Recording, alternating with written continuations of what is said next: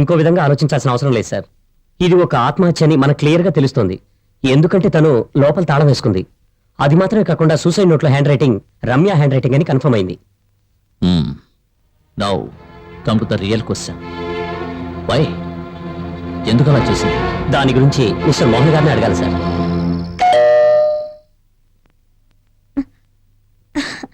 మీరు ఊరికి వెళ్ళలేదా? లేదు, మీరు రారనుకుని జానకిని ఇక్కడే ఉండమని చెప్పాను. రేపు ఉదయాన్నే వెళ్ళాలి. ఇవాళ ఒకతను నాకు డబ్బిస్తా అన్నాడు, కానీ అది చేతికి అందలేదు. అవును, అంత అర్జెంటుగా ఎందుకు? ఇక మీదటే కదా ఖర్చు మొదలయ్యేది. పోస్టర్లు కొట్టించాలి, పబ్లిసిటీకి చాలా ఖర్చు అవుతుంది. జాన్ కూడా ఊరికి వెళతాను అన్నాడు, కానీ డబ్బు లేకుండా వెళ్ళి ఏం ప్రయోజనం? పార్టీ వాళ్ళు ఏమి ఇవ్వలేదా?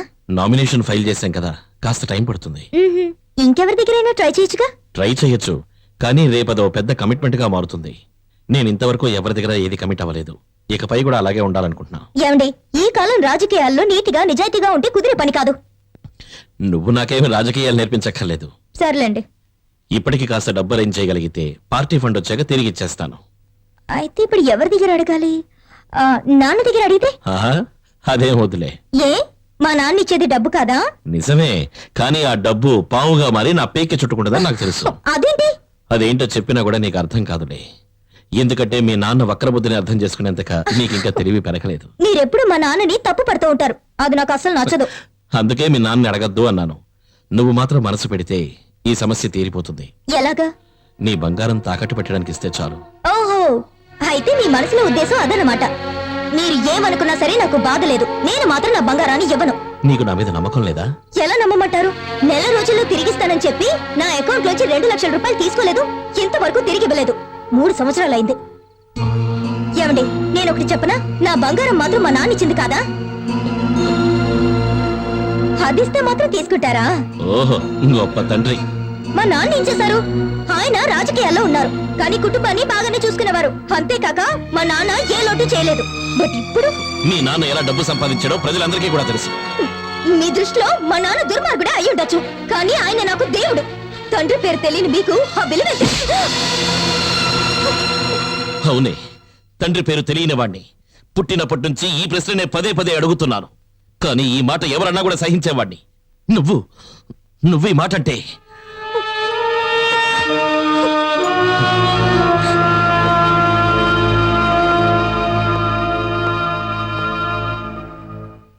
Mister Mohan, you are under arrest.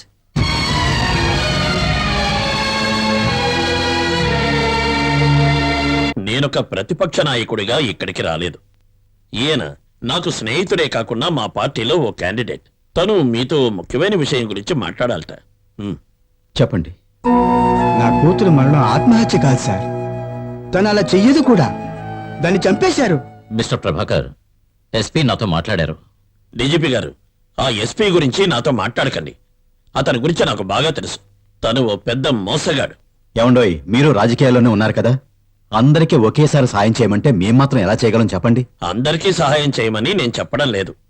మీ సహాయం కోరి వచ్చిన ఇతరికి సహాయం చేయడం అన్నది మీ బాధ్యతని మర్చిపోకండి. ఆయనకి అన్యాయం జరిగిందని ఎవరు చెప్పారు? Sir, SP James Joseph Mohan నిరపరాధని అందరితోటి రహస్యంగా చెప్పిన విషయం నాకు బాగా తెలుసు. నేను ఎవరినో నిందించాలనే ఉద్దేశంతో చెప్పడం లేదు, కానీ నా కూతురు ఎలా చనిపోయిందన్న కారణం ఖచ్చితంగా నాకు తెలియాలి. మిస్టర్ డీజీపీ, మీ ఉద్దేశం ఏమిటి? మిగిలిన వాళ్ళని ఎంక్వైరీ చేస్తే తెలుస్తుంది సార్. ఈ కేసుని మీకిష్టం వచ్చిన ఆఫీసర్కి మీరు అప్పగించకండి. శ్యామ్ ప్రసాద్ గారికి అప్పగించండి. శ్యామే ఇన్వెస్టిగేట్ చేయాలని మీరెందుకంత ఉబరాట పడుతున్నారు? అలా అడిగారు, చాలా బాగుంది. శ్యామ్ ప్రసాద్ గారి ఈ కేసు టేకప్ చేస్తే నిజాలు ఖచ్చితంగా బయటపడతాయి. సరే, మేము ఆలోచిస్తాం. మీరు ఆలోచించుకోండి, కానీ ఒక విషయం మర్చిపోకండి. మా ప్రతిపక్షాల వాళ్ళం ఇంతవరకు ఓర్చుకున్నాం. ఇక ఈ వ్యవహారాల్లో ఏమైనా జరిగితే మేము ఊరుకాం, తెలుసు కదా. అది వెళ్దాం. సార్, ఒక విధంగా చూస్తే శ్యామ్ ఈ కేసుని టేకప్ చేస్తే మనకు ఉపయోగంగా ఉంటుంది. అంతేకాదు, ప్రతిపక్షాల ఒత్తిడి ఉండదు. పైగా మోహన్ కుమార్ నిరపరాధిని శ్యామ్ నిరూపించగలిగితే అందరూ నమ్ముతారు. ప్రజలకు శ్యామ్ మీద అంత నమ్మకం ఉంది. ఆ విషయం నాకు తెలుసు, కానీ ఈ కేసు విషయంలో శ్యామ్ మీద నాకు నమ్మకం లేదు. ఎందుకంటే శ్యామ్కి మోహన్ కుమార్కి మధ్య చాలా కాలంగా శత్రుత్వం ఉంది. I don't get you sir. Oh, మీరు ఇప్పుడే ట్రాన్స్ఫర్ అయ్యారు కదా. ఇది అందరికీ తెలిసిన విషయమే. శ్యామ్ తండ్రికి పెళ్లికి ముందు మరో స్త్రీకి పుట్టినవాడే ఈ మోహన్ కుమార్. అందుకే శ్యామ్కి అతని తల్లికి కూడా మోహన్ అంటే అస్సలు పడదు. కుటుంబంలో గొడవలు చెలరేగి శ్యామ్ తండ్రి ఆత్మహత్య చేసుకున్నాడు. ఆ తర్వాత శ్యామ్ తల్లి కూడా ఎక్కువ కాలం బతకలేదు. శ్యామ్ పాయింట్ ఆఫ్ వ్యూలో ఏమిటంటే తన కుటుంబంలో జరిగిన అన్ని దుర్ఘటనలకి కారణం మోహనం పుట్టడం వల్లే. ఆ పగతో శ్యామ్ ఒకవేళ బట్ సార్, నాకు తెలిసినంత వరకు Shyam he's a man of integrity and commitment. ఈ ఒక్క కారణంతో మాత్రం మోహన్ మీద పగ తెచ్చుకుంటాడని నేను అనుకోవడం లేదు. If Mohan is innocent. నీకు ఈ విషయాన్ని తెలుసు? మాధవరావు గారే నాకు ఈ విషయం చెప్పారు. శ్యామ్ ఈ కేసుని ఇన్వెస్టిగేట్ చేస్తున్నాడు అంటే దీనంతటికీ కారణం ప్రభాకర్ గారే అన్నయ్య. ఏం జాతకమో నాది. ఏమంటావు జాన్? తండ్రి ఉన్నప్పటికీ తండ్రి లేనివాడనే బిరుదు దక్కింది. ఏంటన్నయ్య ఇది? మాకు ధైర్యం చెప్పాల్సిన నువ్వే ఇలా దిగులు పడితే ఎలా? నువ్వు అనవసరంగా కృంగిపోకు. కృంగిపోవడం కాదు జాన్, నా వెనక నుండి నాకు వ్యతిరేకంగా కొన్ని దుష్ట శక్తులు నా గొంతుకు ఉచ్చు బిగిస్తున్నారని నాకు బాగా తెలుసు. మోహన్ అన్నయ్య, ఆ? ఈ రోజు పొద్దున్న పార్టీ మీటింగ్ జరిగింది. నీకు బదులుగా ఆ స్థానంలో నన్ను నిలబెట్టాలని పార్టీ వాళ్ళందరూ అభిప్రాయపడుతున్నారు. మంచి విషయమే కదా. ఆ జాన్ శామ్యూల్ మన పార్టీ నుంచి తప్పుకున్నాడు. మంచిది. వాడొక దొంగరా. నిజం చెప్పాలంటే నాకు ఇది ఇష్టం లేదు. నువ్వు ఉండాల్సిన పదవిలో నేనుండడం పద్ధతి కాదన్నయ్య. వద్దు జాన్, మనల్ని నమ్ముకున్న ప్రజల్ని మనం మోసం చేయకూడదు. ఇబ్రహీం సార్ కన్న కలల్ని మనం తప్పక నెరవేర్చాలి. అది కేవలం నువ్వు మాత్రమే చేయగలవు. All the best. మోహను నేను మంచి స్నేహితులం. తను మినిస్టర్ కావాలని కోరుకునే వాళ్ళల్లో నేను కన్ని. మ్మ్. నిజం చెప్పాలంటే అతనికి ఎదురుగా ఒక వీక్ క్యాండిడేట్ నిలబడ్డాడు. మ్మ్. కానీ తను ఇంత ఈజీగా గెలుస్తాడని నేను అనుకోలేదు. అయినా ఈ రోజుల్లో అసలు ఎవరిని నమ్మలేకపోతున్నాం.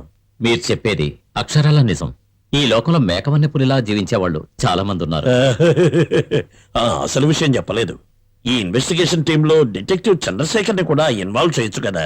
సారీ సార్, ఇంతకు ముందు అతనికి అప్పగించిన కేసు వల్ల చాలా చెడ్డ పేరు వచ్చింది.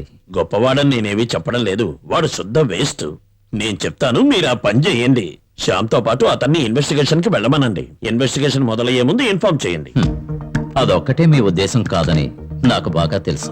అదేమిటి అలా అన్నారు? ఆ? శ్యామ్ ఒక కేసు టేకప్ చేస్తే దాని డీటెయిల్స్ అన్ని మీకు అందజేస్తాడని ప్రతి ఒక్కరికి తెలుసు. అలాంటప్పుడు చంద్రశేఖర్ ని ఇన్వాల్వ్ చేయమంటున్నారంటే బై ద బై, ఈ శ్యామ్ ఇప్పుడు ఎక్కడున్నాడు?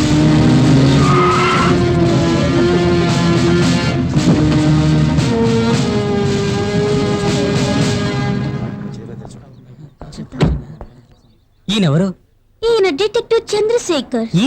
ఈయన లుక్స్ అవి చూస్తుంటే డిటెక్టివ్ లా లేడే. లుక్కులోనే కాదు, అతని బ్రెయిన్ కూడా అంతే. ఇతను ప్రతిపక్ష నాయకుడు బామ్మర్ది, అందుకే ఎంత పోస్ కొడుతున్నాడు. సార్, ఏమిటి ఇక్కడ ఎంతమంది ఉన్నారు? పార్టీ మీటింగా లేక సినిమా షూటింగా? కాదు సార్, వీళ్ళందరూ మిస్టర్ శ్యామ్ ప్రసాద్ గారిని కలవాలని. ఆయన కోసం ఎదురు చూడడానికి ఆయన ఏమైనా మెగాస్టారా? Stupid fellows. ఇటువైనా శ్యామ్ ప్రసాద్ అంటే వీడు శ్యాంప్రసాద్ ఏంటి? వీడు ఒక పనికిరాని వేస్ట్ క్యాండిడేట్.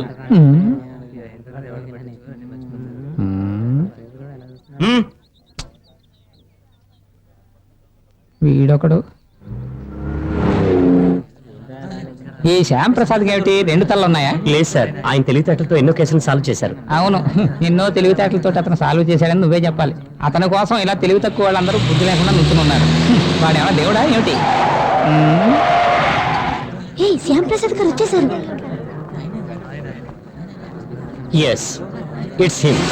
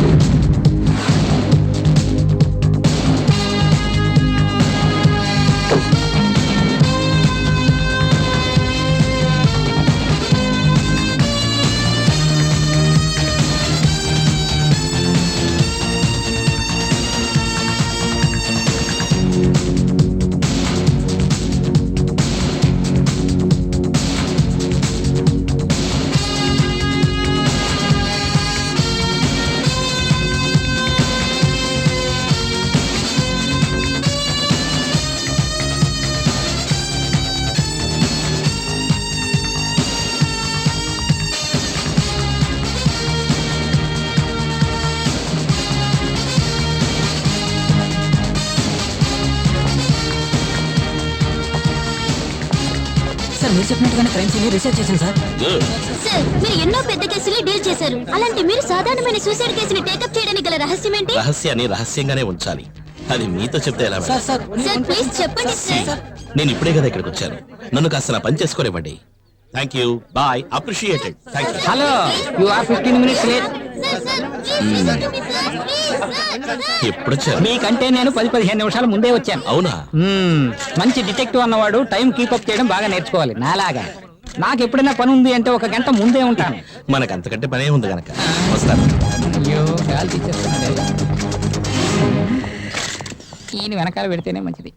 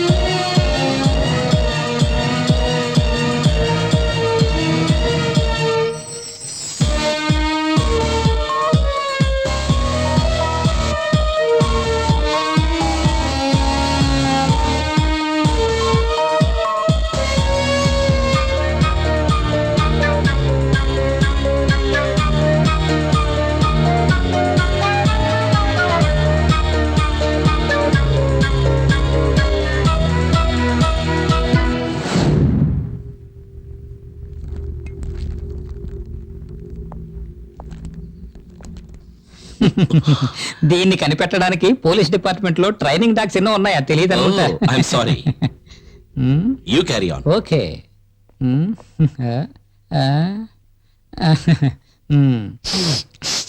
ఆయన వచ్చిన తర్వాత ఎలాగో ఇంటర్వ్యూ తీసుకుంటారు. టెరెస్ వెళ్ళడానికి ఇటు కాకుండా వేరే దారి ఏమైనా ఉందా? వేరే సార్లు ఉండడానికి ఇది ఏమైనా అంతర్జాతీయ ఎయిర్పోర్టే? దొంగ చూపులు చూడకుండా ధైర్యంగా లోపలికి వెళ్ళొచ్చు కదా పత్రికల వాళ్ళ దగ్గరికి.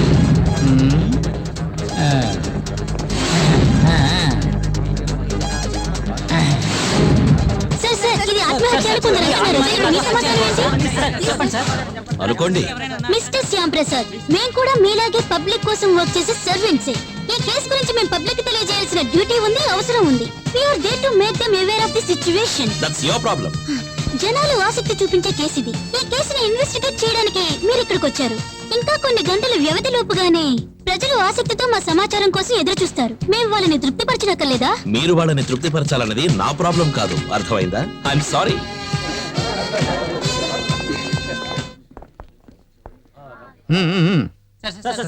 చెప్పండి సార్ ప్లీజ్. మీకు ఏం కావాలో నన్ను అడగండి. రమ్య గారిది సూసైడ్ కాదు, ప్రీ ప్లాన్డ్ మర్డర్ అని కొన్ని వివాదాలు వినిపిస్తున్నాయి. దీనికి మీ కమెంట్స్? అయ్యో, ఎవరో మీకు తప్పుడు ఇన్ఫర్మేషన్ ఇచ్చుంటారు. ఈ హత్య ఒక ఆత్మహత్య అని నేను ఖచ్చితంగా మీరు చెప్పను. అంత నమ్మకంగా ఎలా చెప్పగలుగుతున్నారు? సారీ, 2 ఫోటోలు కన్నా నేను అనుమతించను. మీకే చెప్పేది. ఏమడిగారు? ఇది ఆత్మహత్య అని మీరు అంత నమ్మకంగా చెప్తున్నారే, ఎలా కనిపెట్టారు? ఇది ఒక క్రైమ్ బ్రాంచ్ వాళ్ళు చేస్తున్నటువంటి పరిశోధనలను బట్టి, విధానాలను బట్టి నేను కనిపెట్టగలిగానంతే. ఇది నా తెలివితేటలతోటి కనిపెట్టినటువంటి మిస్టరీ. ఈ కేసులో నా కన్క్లూషన్ ఇది ఒక ఆత్మహత్యే. బట్ శ్యామ్ ప్రసాద్ గారు ఈ విషయంలో ఎందుకు మౌనం వహించారు? నాలా తెలివైన వాళ్ళే సమాధానం చెప్పగలరు. తెలివి తక్కువ వాళ్ళు యూనో. తీసుకోండి స్టిల్. థ్యాంక్స్.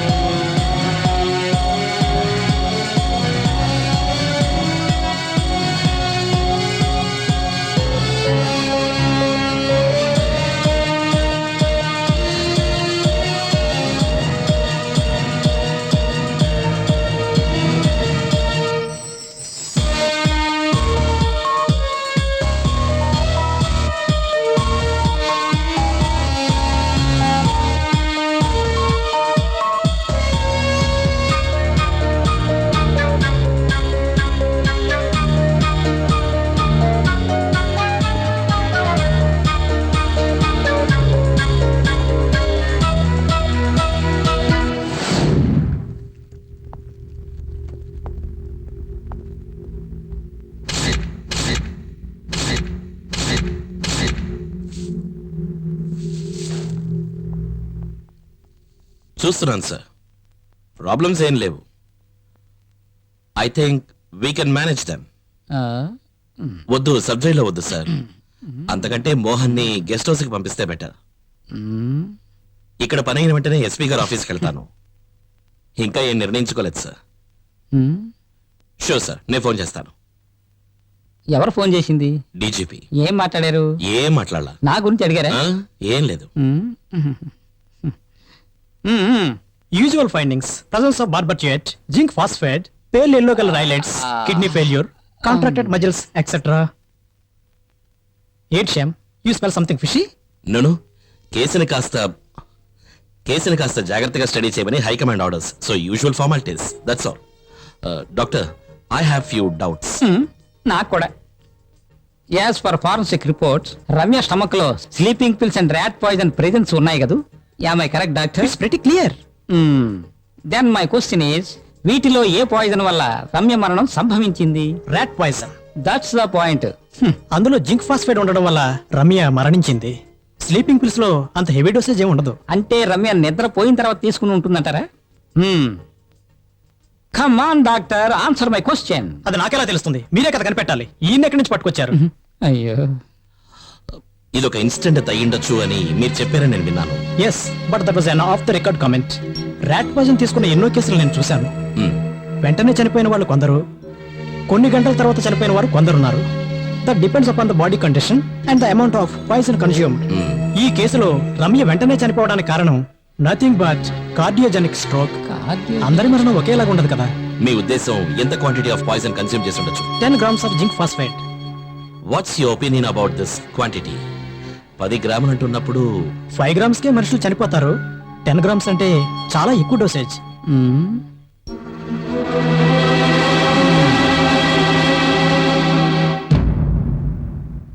ఏమిటి, పై ఆఫీసర్లు మీకు అండగా ఉన్నారన్న ధైర్యంతో మాట్లాడుతున్నారా?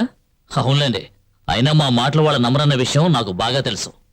మాలాంటి మామూలు పోలీస్ ఆఫీసర్లతో కలిసి పనిచేయటం చిన్నచూపుగా భావించే మీరు ఈ కేసులో ఎందుకంత ఇంట్రెస్ట్ చూపిస్తున్నారు? నాకు జీతం ఇస్తున్న గవర్నమెంట్ నాకు ఓ పని అప్పచెప్పింది, దాన్ని నేను చేస్తున్నాను అంతే. ఓ, కర్తవ్య నిర్వహణ అన్నమాట. అదొక్కటే కారణం, అంతేగాని వ్యక్తిగతంగా ఎటువంటి ఇంట్రెస్ట్ లేదు అంటారు. Not at all. అటువంటిది ఏదైనా ఉండాలి అని మీరు ఆశపడితే దానికి నేనేం చేయలేను. Let's come to the point sir. వాళ్ళు ఎందుకు ఆత్మహత్య చేసుకుంటున్నారు అని ఇతరులు తెలుసుకోవాలన్న కారణం కోసమే కదా లెటర్ రాసి పెట్టేది. అలా రాసి పెట్టేవాళ్ళు సాధారణంగా అది ఈజీగా కంటికి కనిపించే స్థలంలోనే దాన్ని పెడతారు.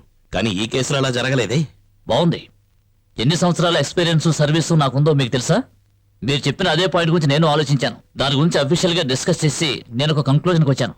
మానసిక క్షోభ వల్ల ఆత్మహత్య చేసుకోవాలనే నిర్ణయానికి వచ్చిన రమ్య ఒక లెటర్ రాసి పెట్టింది. ఆ తర్వాత ఏదో కారణం వల్ల ఆత్మహత్య చేసుకోవాలన్న తన నిర్ణయాన్ని మార్చుకుని జీవితాన్ని గడిపుండొచ్చు. ఆ తర్వాత తన కోపం తగ్గి లెటర్ ఎందుకు అని భావించి తీసుకెళ్ళి ఎక్కడైనా దాచుండొచ్చు.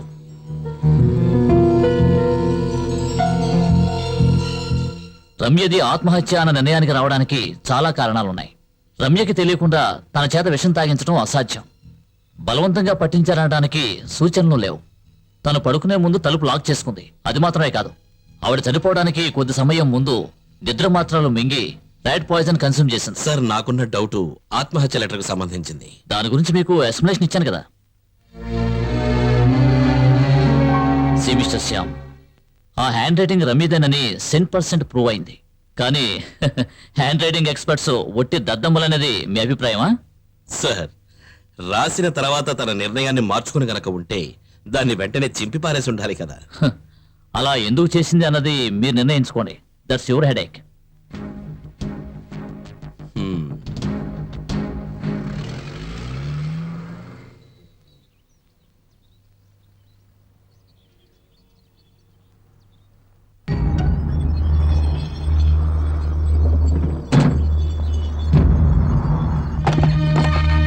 మీరంతా బయటే ఉండండి ప్లీజ్. కమ్.